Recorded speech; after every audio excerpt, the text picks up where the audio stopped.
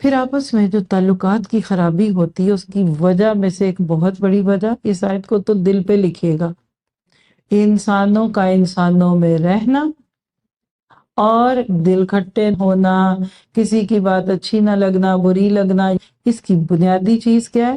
وَقُلْ لِعِبَادِي يَقُولُوا الَّتِي هِيَ أَحْسَنُ إِنَّ الشَّيْطَانَ يَنزَغُ بَيْنَهُمْ، اور میرے بندوں سے کہہ دیجئے کہ وہ بڑی ہی اچھی بات منہ سے نکالا کریں، کیونکہ شیطان آپس میں فساد ڈلواتا ہے۔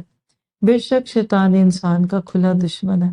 پہلے تو لفظ دیکھیے، عبادی، میرے بندے، کتنا پیار ہے اللہ کو اپنے بندوں سے۔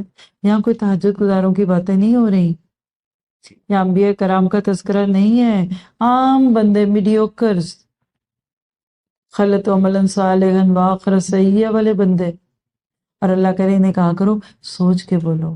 اس پہ دو تین محاورے میرے دماغ میں آ رہے ہیں۔ پہلے سوچو پھر بولو، پہلے تولو پھر بولو، 100 بار سوچو 1 بار بولو،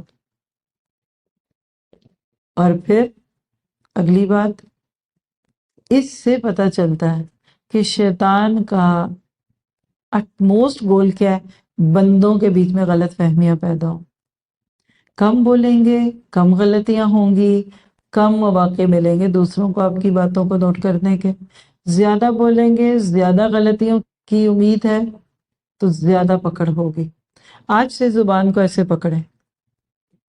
ابو بکر صدیق نے ایک موقع پہ ایسے پکڑا تھا، پاس سے عمر گزرے، کہا یا ابو بکر ہاں فالتا، یہ کیا کر رہے ہیں؟